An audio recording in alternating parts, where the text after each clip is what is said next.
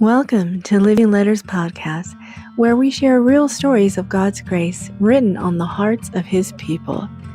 In today's episode, we hear from a teenage party life in a small town to a night of alcohol poisoning that left her certain she was dying. This is a powerful reminder that God pursues us even in our mess. I'm your host, Lori. Now let's meet Lani. How old were you when you got saved? I was 15. Yeah? Yeah. What was a specific, like, were you at church or were you at home, or how did you give your life to Christ? Well, that's more than a question for me. So before I was saved, I was a teenager living in Cuba, Missouri. It's a little town in Missouri. And I was just a sinner headed for the eternity I deserve. And I wasn't really, I don't want to say I was like a depressed teenager, but I wasn't very joyful. I didn't have a lot of joy in my life. I just kind of lived day to day. I went to school, but I wasn't involved in school, and I wasn't involved with any of my classmates. I just went to school and I did very well academically. And then on the weekends, I hung out with my real friends who were my party friends. So that's kind of where I was before I got saved. But then leading up to being saved, it was a weekend that I was with my real friends, if you will say. And at this particular weekend, for whatever reason, I mean, now I know why. But, for whatever reason, that night I decided I was going to pound drinks as quickly as I could so I could get really drunk really fast. And that led to alcohol poisoning. And I didn't know back then, like, how dangerous it is to drink like that, because I always drank grain alcohol, and grain alcohol is very high proof. It's like the highest proof alcohol you can buy. Mm-hmm. So pounding that is very dangerous, but I didn't know that. And I got violently ill. So I went and hid in the back room because, you hide. So I went and hid in the back room, and I knew I was dying. Like, it's really hard to explain that, but I didn't think I was dying. I didn't hope I wasn't dying. I knew deep down inside I was dying. So I prayed. And I didn't know Jesus, but I knew who he was. And I knew that I thought he was probably real, but I didn't know him. But I cried out to him anyway. And I asked for his help. And I said, if you don't let me die and you don't let my dad find out, I won't drink anymore. So that's what I did. And that's all I remember, honestly, is that's it, being really sick, praying. And then the next thing I remember is I woke up and I was covered in diarrhea and vomit and who knows what else. It's like I was rolling in all this stuff all night long or something. Mm-hmm. But I was so stunned to be alive. When I woke up, I remember just being like almost in shock. Not the medical kind of shock, but emotionally and mentally, like, wow, I'm alive. I thought I died, like I thought I was dying. I was dying. And it was so astonishing to me that I was actually alive, that I wasn't even really grossed out by being covered in all this bodily secretion. I was just like, wow. So I decided to keep my end of the deal because I didn't die. My dad didn't find out. So I said, okay, then I guess I won't drink. So I decided to quit drinking that morning, which meant I needed new friends because I didn't have any friends that weren't my party friends. How old were you when you started drinking? 14. So I went to school the next Monday, the following Monday, like always. And then at some point during that week, a kid I knew in class asked me to go to church with him. Just like randomly asked me, hey, you want to go to church with me? No doubt the Lord put it on his heart. And so this little town had like 13 churches. Wow. and wouldn't you know it, the church he asked me to go to happened to be a Baptist church right down the street from my house, which meant I was going to get biblical teaching and I could walk. If he would have invited me to a non-biblical church, I wouldn't have realized it back then.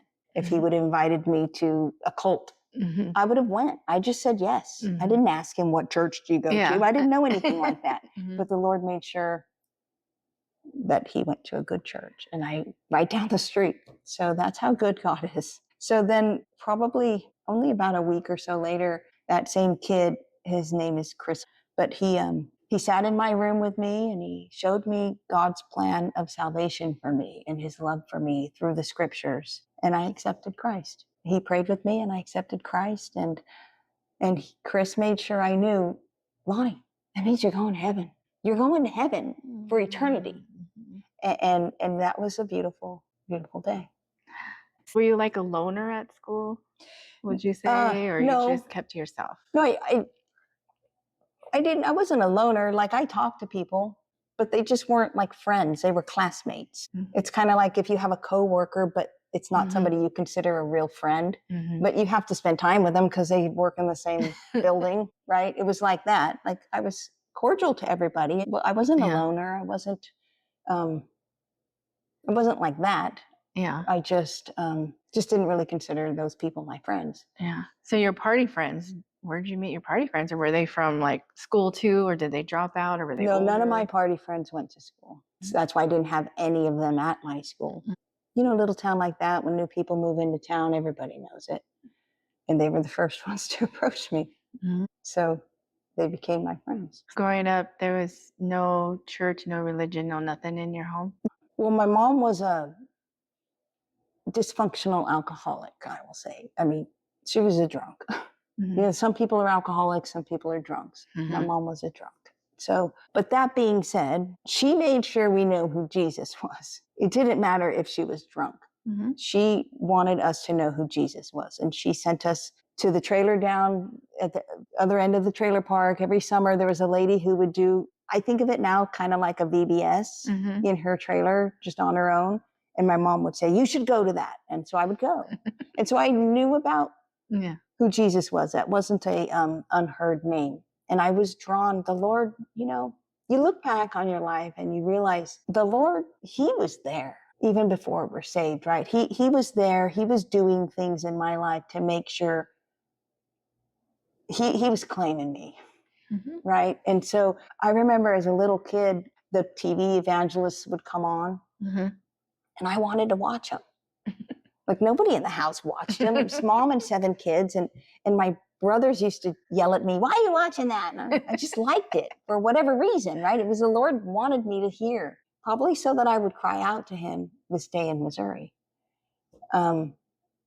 So yeah, I didn't grow up in a Christian home, but I didn't grow up in a home that refused to talk about Jesus. It's me and Raul were actually kind of in this discussion last night that he felt like the Lord, even though he was in his sin doing all this stuff, the Lord was pursuing him. The Lord, he chose him. You're going to be saved. You're saved. You know, right? Even though he didn't know it, but that's kind of like what you're saying the Lord was doing back then. Like, you knew who he was, but you didn't know him personally. You heard about him. That's awesome that he. Yeah. And you know, it's one of those things. It's like back when I cried out to Jesus for help when I was dying. I didn't know who he was, but I asked him to help me anyway. And he helped me. And he helped me because, like the word says, he loved me even when I was a sinner. You know, and I learned to love him later because he first loved me. It's just the truth, you know. He loved me, so I in turn ended up loving him. And he loved me when I was anything but lovable. I wasn't holy, that's for sure. I love him. Nice. See? As far as worship songs, I love worship, of course. Is there like a song that you thought of, or do you remember like the first worship song that really spoke to you, or do you hear a song that reminds you of like the beginning of your walk? Well, it wouldn't be the beginning of my walk because in Missouri, I went to that Baptist church and only sang hymnals. And there were a few hymnals that were very endearing to me. In the Garden was one of them that was very touching for me. I didn't really understand all the words and the meaning back then. I do now. I actually barely learned that song a few years ago. It's a beautiful song. It's such a personal song about a relationship with Jesus. And it doesn't involve anyone else. It's just you and Jesus, right? But the worship song that probably, to answer that question, would be In Moments Like These. It's old. That song is special for me because when I heard that song, it was a few years after being saved. And I had already very much let him down. So that song was very, it was a bow down to you song. Yeah. Then do you have like a life verse or a verse that helped you through that season? Yeah. So 1 Corinthians 10:13, no temptation has overtaken you except such as is common to man, but God is faithful, who will not allow you to be tempted beyond what you are able. But with that temptation will also make the way of escape that you may be able to bear it. You know, the Lord keeps his promises. And that's a promise. 1 Corinthians 10:13, it's a promise. And his faithfulness is not dependent on how we treat him. He's going to be loving and faithful no matter how we treat him because it's who he is. That's his character. So I didn't realize this when I was still living in Missouri after becoming saved and changing my life. Or I should say, after being saved and the Lord changing my life, because really it wasn't me. But I looked at it later after I moved away from Missouri and moved to California. I looked, like reflected on my salvation and how he changed me. And I realized the truth of that verse was so profound in my life. So I lived in this little town. The town was so little, it only had one blinking light in the entire town. That was it. It was a tiny town. I think it had 3,000 people in it. And after I was saved, I never once, not once, did I run into any of my party friends. And that's astonishing. When you live in a tiny town like that, not once did I cross the aisle in the store. Not once did I see one of them from afar. They were just out of my life. The week between that night and being saved, I had a few phone calls. A few of them called me, and I just told them, I don't party anymore. I don't party anymore. And blew them off like that. Mm-hmm. But I never once saw them, and that is the Lord. I know for a fact that was the Lord giving me a way out. If you would have asked me back then, I'd have been like, I'd have been strong enough. I'd have been strong enough to avoid them, tell them to get lost. I don't know. The Lord knows.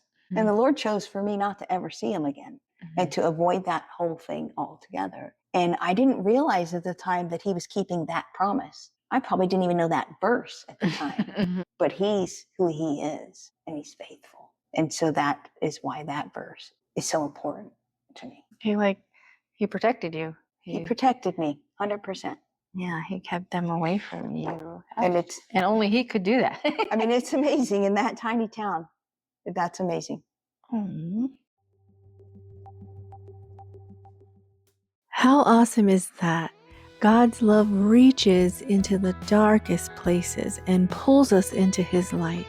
Lani's story shows us that even in our rebellion, he's working out a rescue plan. If you were blessed by Lani's story, give this video a like so we can reach more people who need hope. If this episode encouraged you, share it with a friend who needs to hear it. And don't forget to subscribe to Living Letters Podcast for more real life stories of how Jesus is still changing lives today. Until next Thursday, keep living as a letter of Christ for the world to read.